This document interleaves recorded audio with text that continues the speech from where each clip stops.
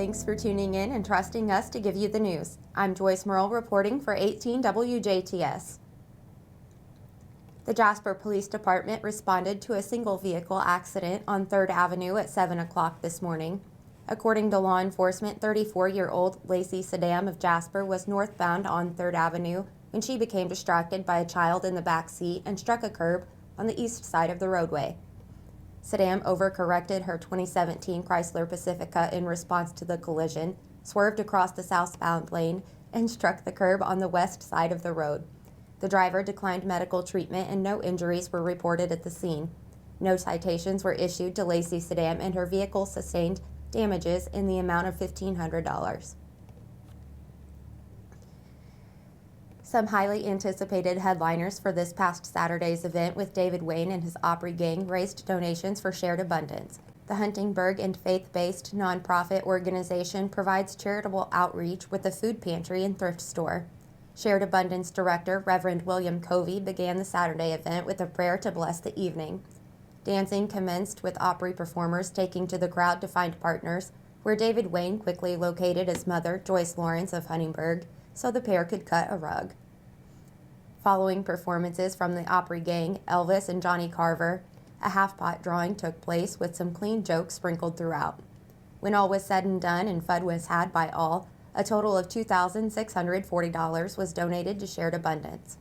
If you missed out on this show, you can look forward to the July 22nd performance, including a 20-year Grand Ole Opry veteran pianist, as well as Barbara Fairchild hitting the Huntingburg stage on October 14th. Eubelor Chevy Cadillac in Jasper will host a car seat safety day on Saturday, March 25th from 1 to 3. In partnership with St. Vincent de Paul and the Jasper Police Department, the dealership will have certified car seat technicians on site for free inspection of your child's car seat. New car seats will be available for those who are eligible. No appointment is necessary, and the business requests that you enter through the service drive on the west side of the building.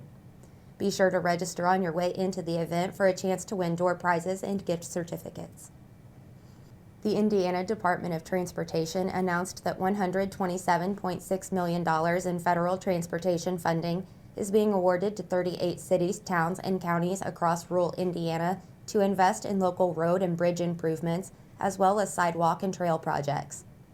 Combined with local funds, approximately $156.9 million is being invested to improve transportation infrastructures in communities receiving the funds. Types of projects receiving funds include 26 bridge rehabilitation or replacement projects, 11 resurfacing or reconstruction projects, 3 transportation alternative program projects that involve sidewalks, ADA ramps, and trails, and 7 traffic safety projects.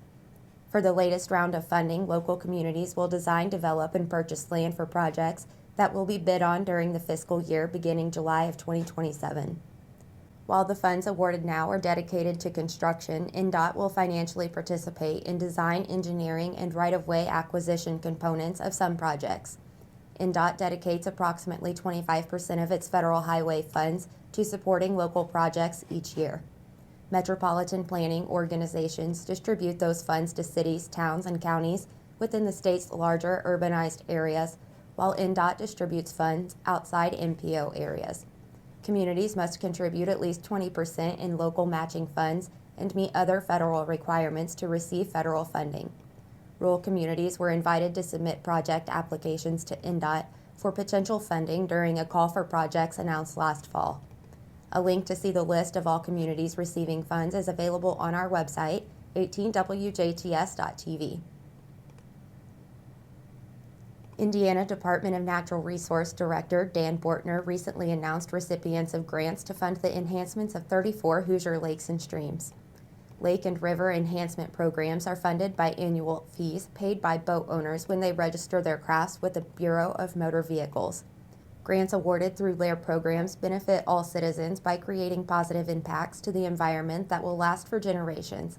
Funds are awarded on a competitive basis, and local recipients must share 20% of the cost for projects that would otherwise be difficult to complete without LAIR assistance. The highest priority projects focused on large quantity debris removal. However, all funded projects aim to improve recreational access, remove debris, and prevent erosion or the formation of new channels. New Lake in Gibson County has been awarded $16,400 to be included in the 23 Indiana counties that will receive a total of $864,610 to support these initiatives. A complete list of grant recipients and projects by body of water, county, project type, and grant award is available by visiting the link provided on our website, WJTS.tv, and clicking on the project awards at the top of the page. Attorney General Todd Rokita, in collaboration with the Indiana Department of Financial Institutions, has obtained a settlement for more than $250,000 from a group of Indiana companies that originated deceptive and unlicensed personal loans to Hoosiers purchasing vehicles. The defendants, Integrity Acceptance Corp., and related entities extended loans to Indiana consumers who bought vehicles from Empire Auto Group.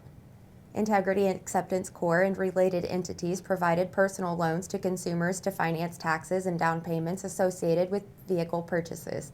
One company lacked the required license from DFI to originate and service such personal loans and also committed other violations of Indiana law, including contracting for charges in excess of the maximum allowable rate, misrepresenting finance charges, and failing to disclose prepaid finance charges. The company's actions violated the Indiana Uniform Consumer Credit Code and Indiana Deceptive Consumer Sales Act. As part of the settlement, the various Integrity Acceptance entities will forgive consumer loans totaling $223,685, pay consumer restitution in the amount of $33,991, and pay civil penalties and costs to the state of Indiana in the amount of $33,000. The Integrity Acceptance entities and their owners are also prohibited from engaging in similar conduct in the future. Consumers who believe they have encountered wrongful business practices are encouraged to file complaints with the Attorney General at www.in.gov/attorney-general. In addition, consumers may file complaints regarding financing issues with DFI at www.in.gov/file-a-complaint. We'll be right back with a check of the weather, followed by Kurt Gutzel with sports.